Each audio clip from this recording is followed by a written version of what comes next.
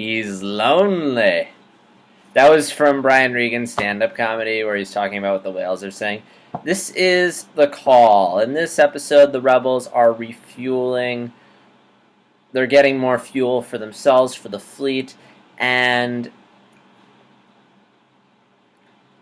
that's basically it. I mean, there's the complication that there's these creatures which are clearly whales, and they're trying to get there, and Ezra's throughout the episode, he builds a connection with the whales and tries to get in touch with them.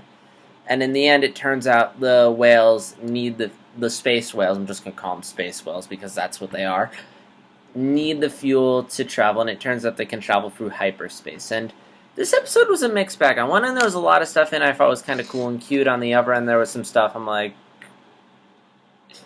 alright, let's start with the good stuff. I like the writing, the atmosphere. I thought this episode was pretty nice and focused. I like that we're in space and we're constantly going to new locations and zipping around the galaxy. It feels very...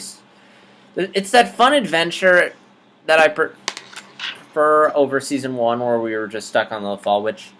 I mean, that was only part of the problem. I mean, you can have shows on confined settings and still make them interesting. Case in point, Steven Universe, where we'll only get like a couple new assets each episode, but I digress. But yeah, I like the fun sense of adventure. I like how we're now just thrusting ourselves into the middle of an episode, a story, kind of like Star Wars. Like, we're not, like, before it'd be like, here's the mission we have to do. Alright, let's go do that mission. We're just cutting to them on the mission. And when they're talking to each other, like, the stuff they're saying to each other very much feels like stuff they say to each other. They're not, like, it doesn't feel like they're repeating the mission briefing for the sake of the audience. Because, like, why would they need to repeat the mission briefing if they already know it? And it was a great showcase of the ghosts being a team. Like, everyone had a part. Everyone more or less did some... Well, most people did something, because that was kind of useless. But, I don't know, it felt like they were working together, which was nice. And the action of them was fun. The assets created from the creator base to the brilliant score by Kevin Kleiner. Really well done. Although, I've noticed on Rebels the camera's kind of stiff. Like, if you notice on Clone Wars, the camera zips around, whereas Rebels it doesn't. I wonder if that's the new software they're using. Like, I've been meaning to bring it up. I don't know.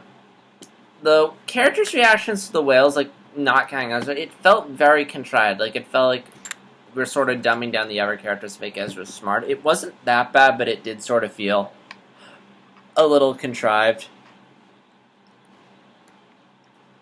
But I did like Ezra sort of having this growth moment.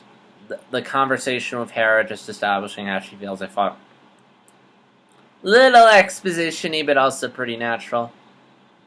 The creatures I'm kind of mixed by. I mean, on one end, I like the idea of this mysterious, unique element of the Force. A more magical, mystical, and less technical element of the Force.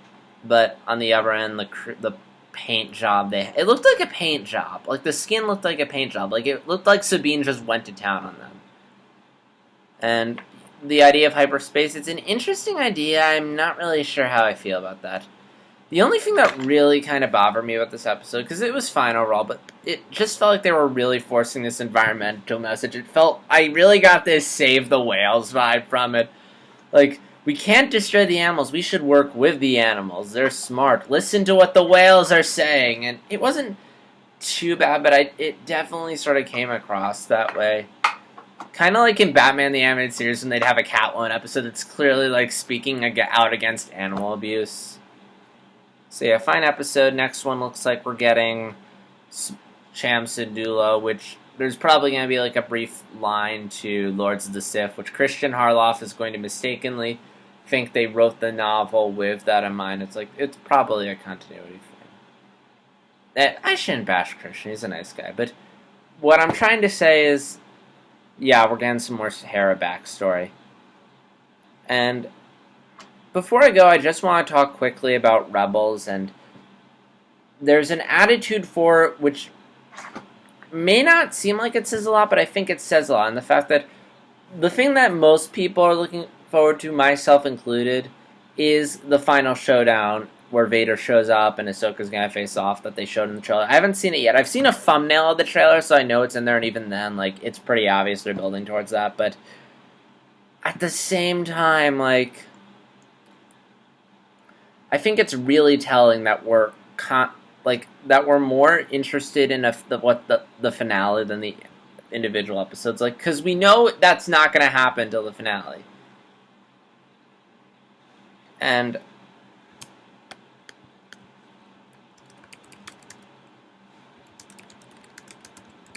sorry, I just remembered something. But yeah, we're still waiting for it. And that shouldn't be how it works. Like, and I think in some cases, I think the show's failing on individual episodes. Like, the fact that we're more interested in the bigger story than the smaller story, like, it shouldn't be that. Like, I should be excited and happy with any time a Rebels episode comes on. I should be anticipating each episode just as much. Like Gravity Falls. Whenever that show comes on, I'm anticipating it, story advancement or not. Like, in fact, that show, I honestly didn't care much about the mystery. I was so invested in what's happening, and I feel like if I'm invested in something that's going to happen in the latter part of the season with characters who aren't even the main characters, like, the show is doing something wrong. Like, it should never be that. And again, it's not a bad show, but, like, each individual episode should count. But yeah, and the reason why I say this is as I was looking at they released the episode titles for the remaining episodes. We have Homecoming, which is going to deal with Harris Faber. Honorable One, which we know from the previews is going to be an Upper Zeb episode. Shroud of Darkness, I have no idea. Forgotten Droid, I don't really know. The Mystery of Chopper Base, like, either that's a story arc or one or two, but because Filoni did mention that there is going to be a Chopper episode where we learn the origin of Chopper. And that's probably it. And if so, it's probably like a light filler episode, which, sorry, I digress. But the point is that I'm more concerned with what's coming than what's happening right now, and I don't feel like it should be that way. But if you guys disagree, please leave a comment in the comments below. This is JStar60. Until next time, may the Force be with you.